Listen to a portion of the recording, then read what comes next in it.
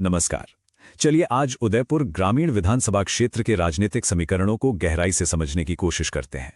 ये जो हम विश्लेषण कर रहे हैं ये पूरी तरह से निष्पक्ष है और इसका आधार सिर्फ और सिर्फ आंकड़े हैं, ताकि हम जमीनी हकीकत को जस का तस देख सकें। तो देखिए, उदयपुर ग्रामीण कहाँ पर है ये समझना बहुत जरूरी है। ये दक्षिणी राजस्थान में है और ये सिर्फ एक चुनावी सीट नहीं है, बल्कि एक ऐसा इलाका है जो हमें आने वाले राजनीतिक रुझानों का एक साफ इशारा दे सकता है। इसकी अपनी एक खास पहचान है। तो आज हम 5 हिस्सों में इस पूरी बात को समझेंगे। सबसे पहले उदयपुर ग्रामीण की नब्ज टटोलेंगे, फिर आंकड़ों की जुबानी पूरी कहानी सुनेंगे, उसके बाद 2023 के नतीजों का विश्लेषण करेंगे कि वो जनादेश क्या कहता है, फिर आगे के लिए एक शासन का ब्लूप्रिंट देखेंगे और आखिर में बात करेंगे कि कैसे जनादेश को विश्वास में बदला जा सकता है। ठीक है, तो चलिए शुरू करते हैं। देखिए, किसी भी जगह की राजनीति को अगर समझना है ना, तो सबसे पहले वहां के लोगों को, वहां के समाज को और उनके आर्थिक ताने बाने को समझना पड़ता है। और उदयपुर ग्रामीण की पहचान इसके गांव और इसके आदिवासी चरित्र से ही है। अब जरा इन आंकड़ों पर गौर कीजिए। यहाँ की लगभग 69% आबादी गांव में रहती है और करीब 48.5% आबादी अनुसूचित जनजाति की है। तो ये बात बिल्कुल साफ है कि यहाँ की सियासत का सीधा ताल्लुक आदिवासी और किसान समुदायों की जिंदगी से है। यहां लोगों का गुजारा कैसे होता है? देखिए, रोजी रोटी के 3 मुख्य साधन हैं। एक तो खेती, दूसरा मनरेगा से मिलने वाली मजदूरी और तीसरा काम के लिए पास के राज्यों जैसे गुजरात में कुछ समय के लिए चले जाना। ये दिखाता है कि यहां के लोगों पर आर्थिक दबाव कितना है। तो समाज को समझने के बाद अब आते हैं उन ठोस नंबरों पर जो आज की राजनीतिक चुनौती को साफ साफ दिखाते हैं। क्योंकि देखिए, दिन के आखिर में चुनाव तो नंबरों का ही खेल है। 27,345 ये सिर्फ एक नंबर नहीं है। 2023 के विधानसभा चुनाव में हार का अंतर था ये। इतनी बड़ी हार एक बहुत बड़ी चुनौती की तरफ इशारा करती है, जिसे हम नजरअंदाज नहीं कर सकते।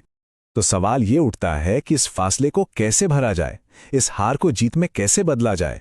आंकड़ों के हिसाब से देखें तो अगले चुनाव में जीत के लिए करीब करीब 7% वोट शेयर को अपनी तरफ मोड़ना होगा। ये एक रणनीतिक लक्ष्य है और इसे पाने के लिए एक बहुत ही ठोस योजना की जरूरत पड़ेगी। चलिए पिछले कुछ चुनावों के आंकड़ों को देखते हैं। ये एक बहुत ही दिलचस्प कहानी बताते हैं। पिछले 15 सालों में अगर आप देखें तो कांग्रेस का वोट शेयर लगातार नीचे आया है। 2008 में जो करीब 49% था, वो 2023 में गिरकर सिर्फ 35% पर आ गया। और दूसरी तरफ एक और दिलचस्प बात है, वोटिंग लगातार बढ़ी है और अब 75% तक पहुंच गई है। तो अब सवाल ये है कि 2023 में जो हुआ वो क्यों हुआ? ये सिर्फ हार और जीत का सवाल नहीं है। हमें इसके पीछे के जो सिस्टम से जुड़े कारण हैं उनको समझना होगा। एक तरह से हमें इसका सही निदान करना होगा। यहाँ कुछ बहुत जरूरी पैटर्न हैं जो हमें देखने होंगे। पहला, वोटिंग लगातार बढ़कर 75% हो गई है, मतलब लोग अब ज्यादा जागरूक हैं।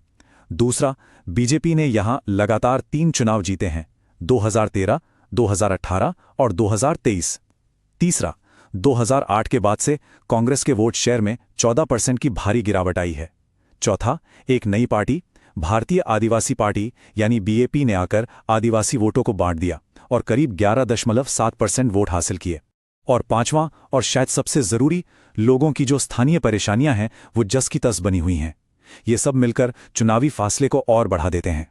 इस पूरी चुनौती को और बेहतर तरीके से समझने के लिए हम एक फ्रेमवर्क का इस्तेमाल कर सकते हैं, जिसे कहते हैं चतुर्मुख सिद्धांत। ये किसी भी राजनीतिक अभियान को 4 पैमानों पर देखता है। पहला है चुनावी पैमाना, जहां 3 बार की हार एक कमजोरी है। दूसरा है संगठनात्मक, यानी जमीनी स्तर पर काम, जो बीजेपी के मुकाबले अभी मध्यम है। तीसरा है नैरेटिव, यानी कहानी, यहां स्थानीय मुद्दों पर जोर देकर बीजेपी की राष्ट्रीय कहानी को टक्कर दी जा सकती है। और चौथा है संसाधन, जहां सत्ताधारी पार्टी के मुकाबले में एक बड़ा अंतर दिखाई देता है। और यहीं पर हमारे संवैधानिक मूल्य हमें रास्ता दिखाते हैं। देखिए, एक वोटर की गरिमा इसी में है कि उसे सोच समझकर सही जानकारी के आधार पर बोलने और फैसला लेने का मौका मिले। ये नागरिकों को हक देता है कि वो वादों को हकीकत की कसौटी पर परखें और फिर अपना भविष्य तय करें। तो एक साफ और सच्ची कहानी बनाना सिर्फ चुनावी रणनीति नहीं, बल्कि एक लोकतांत्रिक जिम्मेदारी भी है। तो हमने समस्या को तो समझ लिया, अब समाधान की तरफ बढ़ते हैं। चलिए बात करते हैं एक ऐसे ब्लूप्रिंट की, एक ऐसे खाके की जो सिर्फ चुनाव जीतने के लिए नहीं बल्कि लोगों का भरोसा दोबारा बनाने के लिए हो। लोगों की असल तकलीफें क्या हैं? आंकड़े हमें क्या बताते हैं? 27% लोगों के लिए बेरोजगारी सबसे बड़ा मुद्दा है, 23% के लिए महंगाई, और इसके बाद आता है बुनियादी ढांचा। कोई भी कामयाब रणनीति इन जमीनी हकीकतों से ही शुरू होनी चाहिए।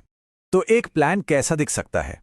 ये 90 दिन का एक खाका है जो कदम दर कदम आगे बढ़ता है। पहले 30 दिनों में यानी D90 से D61 तक गठबंधन के साथियों से बात और जमीनी सर्वे। अगले 30 दिनों में यानी D60 से D31 तक जोरदार अभियान और लोगों के बीच कार्यक्रम। फिर D30 से D11 तक बड़ी रैलियां और वोटर लिस्ट का वेरिफिकेशन। और आखिरी के 10 दिनों में ग्राउंड जीरो पर बूथ मैनेजमेंट और वोटिंग सुनिश्चित करना। अब इस प्लान को कामयाब बनाने के लिए जिम्मेदारियां बिल्कुल साफ होनी चाहिए। उम्मीदवार को रोज गांव-गांव जाना होगा, सोशल मीडिया पर अपनी एक मजबूत पहचान बनानी होगी और स्थानीय प्रभावशाली लोगों से जुड़ना होगा। वहीं दूसरी तरफ पार्टी के शीर्ष नेतृत्व को फंड्स देने होंगे, स्टार प्रचारकों को मैदान में उतारना होगा और खास तौर पर आदिवासी जिलों के लिए एक अलग घोषणा पत्र जारी करना होगा। तो अब हम आते हैं अपने विश्लेषण के आखिरी हिस्से पर। यहाँ हम चुनावी रणनीति से आगे जाकर ये देखेंगे कि असल में जन केंद्रित शासन का भविष्य कैसा हो सकता है। क्योंकि देखिए, चुनाव जीतना तो बस एक शुरुआत है, असली काम तो लोगों का भरोसा बनाए रखना है।